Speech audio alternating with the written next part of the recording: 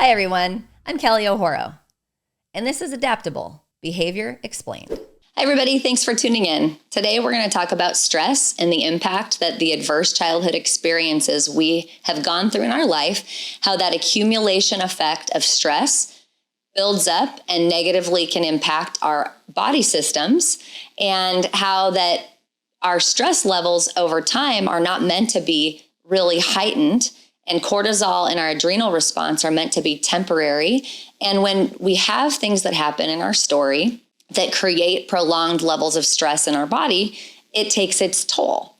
And so part of what I wanted to talk about today is how we get referrals as therapists from medical doctors in different specialties, because they understand that the impact of stress on the body is contributing to unwellness or illness. And so they'll treat the medical side of things, oftentimes reducing some of the symptomology, or they can give medications that can help dampen or tamp the experience the person's having. But ultimately, if we want to eliminate the source of the illness, we have to address the levels of stress in the body so that we can get back to a cellularly restored state and the body can do what it knows how to do in order to heal. So like we discussed about the adverse childhood experience study, there are 10 items that were asked to participants in this medical study, and that information highly correlated to illness later in life. And so ultimately, we realize these experiences contribute to short-term and long-term health consequences. And so we're going to talk about 5 important points about how stress affects the body and our different systems. And I'm going to bring parallels in from cases that I've had over the years of being a therapist, so that if some of those issues are plaguing you, you can make the correlation yourself and perhaps find some support to help move you through some of these experiences. Now, this is not to say that physical issues are psychosomatic. That's not what I'm saying. What I'm saying is because of increased cortisol and adrenal response and the hormone changes that happen in our body, it can affect the way all of our other systems operate. And so they are not separate, they are connected. And it doesn't mean that just because we are in a state of anxiety and stress that we are making ourselves sick, although oftentimes they are correlated in that if we are in a state of anxiety and stress over time, it will take its toll on our body systems. So we're going to talk more deeply about that. So the body takes the brunt of this heightened level of arousal. As you can see here, I've just got a short illustration. We know that there's a huge impact on the body when there's stress. And so we can't ignore that. And so again, they're not separate. Our physical and our mental health are connected. One of the systems that people are experiencing complications would be the cardiovascular system. So during periods of stress, our heart pumps more blood and oxygen to prepare for that potential threat or exertion. And so the workload is increased on the heart. And this, combined with elevated blood pressure, it can put strain on the cardiovascular system. So chronic stress has been linked to higher risk of developing heart disease or hypertension and other cardiovascular problems. Another thing I want to talk about is people will have panic and they'll have extreme states of panic and they'll call their cardiovascular doctor or they'll get referred to a cardiologist. And oftentimes people will find out there's nothing wrong with my heart. So what's going on? And what they will then be pointed to is it's anxiety. And so that anxiety can create so much distress that it feels like a heart issue. And panic is actually part of the grief circuit or the loss circuit. And so what we know is that when we have people that have experienced states of great panic, so much so that they're going to see a cardiologist, we know that there's something in that's not been resolved in their stories related to loss or grief. They're having moments that they're experiencing panic and it's creating so much distress in their lives, they have to address it. And so oftentimes we'll see clients that come in not with heart issues, formerly thought to be heart issues from the cardiovascular system, and that's not the case. So we can work to help them resolve the issues from the past that are contributing to those panic symptoms. The other system that's probably the most obvious that can be negatively impacted by heightened levels of stress is the nervous system, right? So when the nervous system's activated, it leads to that fight or flight or freeze or shut down response. And then again, this results in the release of our stress hormones like cortisol and adrenaline. Again, it increases the heart rate, increases blood pressure, increases breathing rate. And so prolonged activation of the sympathetic nervous system, it can lead to chronic stress in the body, which contributes to anxiety, to depression, to sleep disturbances. So we look at what is your presenting issue. Let's say you come in and you're struggling with sleep and you don't have a sleep disorder, you don't have apnea, but you just notice that I can get to sleep, I can stay asleep, and then at whatever time at night, I always wake up and then I have a really hard time getting back to sleep. So I had a client that I've seen for a while, and she came in and one of her main symptoms was sleep disturbance. And she was so frustrated because it was affecting everything in her life. She wasn't able to focus the way she wanted. She felt like she needed a nap all the time when she had more work to do. And she was so frustrated because she was following all the sleep hygiene things that we had discussed in order to improve her sleep experience. And so what we determined was what happened at night that creates your body's nervous system reaction that's contributing to your sleeplessness in the middle of the night. When you're tired, when you know what you need to do, you go to sleep and you still wake up and your body is like, I can't relax. I can't be in a state of relaxation at night while I'm asleep. So as we're doing the work with EMDR therapy with her, what we discover is that when she is, I think, let's say 9 years old, her dad was in a really bad accident and they were waking up in the middle of the night. He has to go to the hospital and they're in the hospital in the middle of the night. And as a result of an accident he was in, he ends up being a quadriplegic. And so at that age, in the middle of the night, this thing happens that completely turns her world upside down. And so now her brain has an association with when I sleep, the other shoe's going to drop and it's going to turn my life upside down. And even though her head knows that that experience is over, her body has not fully resolved that that experience is over. So we do the EMDR reprocessing on the experience of her childhood self and the accident that her dad went through.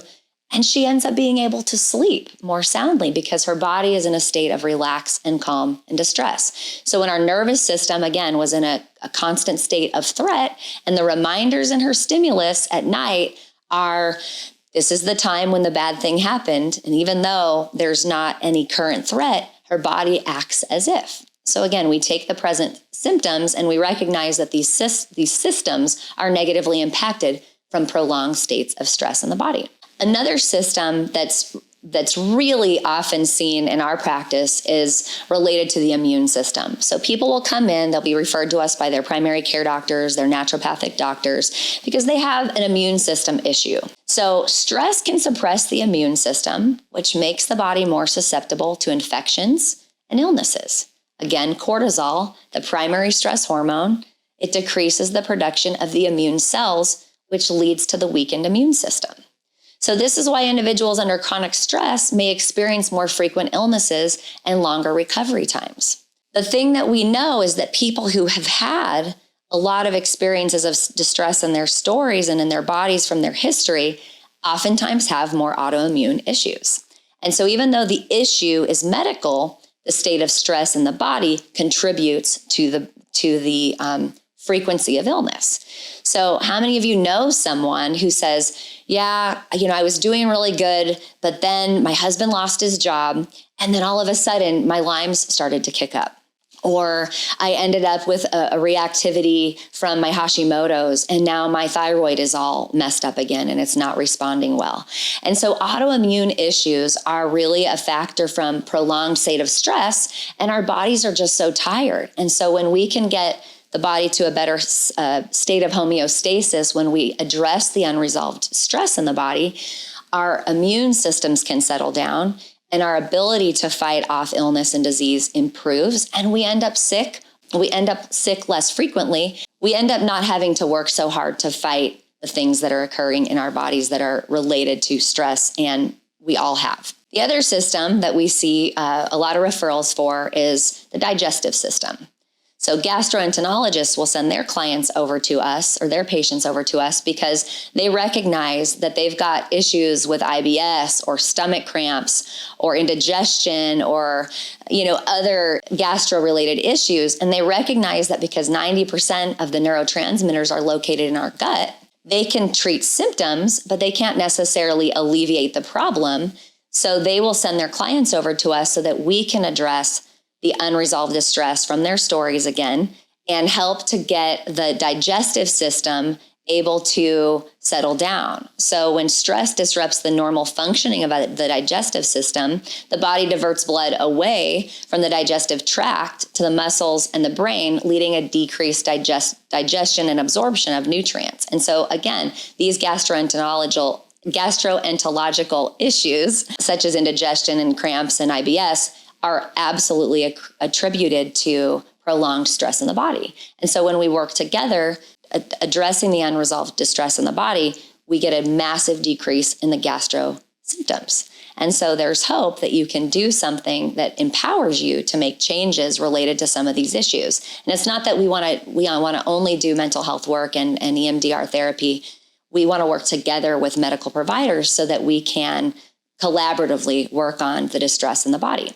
So the next system that we want to talk about is the endocrine system, because this plays a crucial role in regulating the various bodily functions through our hormone release. So chronic stress, again, can disrupt the delicate balance of our hormones and how everything works in our body. It leads to the imbalances, in particular, cortisol levels.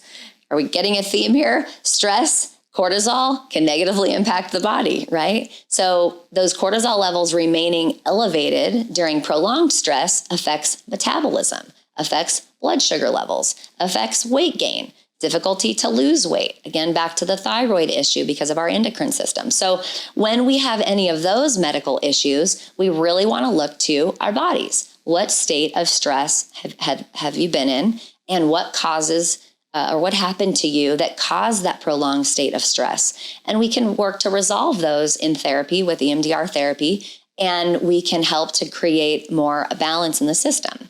So I had a client who had Hashimoto's, and it was discovered by an allergist. And she was struggling because she couldn't lose weight, and her body type was not one that would carry a lot of extra weight. And so when she found out she had this Hashimoto's, it wasn't really the focus of our treatment. What was the focus of our treatment was the distress that she was experiencing in her relationships and in her life and in her work. And through the reduction of stress in reprocessing her experiences and her childhood experiences, what ended up happening as a side effect, a positive one, of course, was that she no longer met criteria for Hashimoto's. Her blood levels changed. And so although she wasn't coming to me for that treatment, what she was able to benefit from was the change in the way her body was reacting to stress. And of course, the reduction in stress over time, it changed the way the illness was showing up in her body. So she was able to get more stasis with her thyroid issue and no longer met criteria for Hashimoto's, which is really pretty darn cool that could change in a body. So it's important to recognize that different individuals respond differently to stress. Some people are more resilient. They have strategies to downregulate. They haven't had as many things happen to them.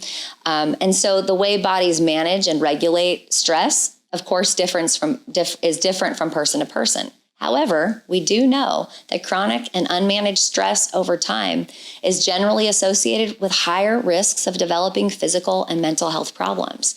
So managing stress through the lifestyle changes that we want to talk about, relaxation techniques, exercise, seeking support from mental health professionals and others, it can help mitigate the effects and promote overall well-being. And hopefully with this information, what you can digest, not literally, of course, but is that the states of stress in your body, oftentimes related to perhaps current issues, but oftentimes connected to past issues, and prolonged stress in the body negatively impact our overall physical wellness, our mental health, and we can do something about it. We can address the states of stress in our body, thus reducing our symptoms, thus bringing down our cortisol and adrenal response so that it's not in chronic states, but it's only when there's an ecological stress happening in our life, so that our body systems can overall return to a state of health and wellness and better function. I hope that helps. Thanks for tuning in. If you have any questions, please ask below. I'll do my best. And don't forget to lead with love. It'll never steer you wrong.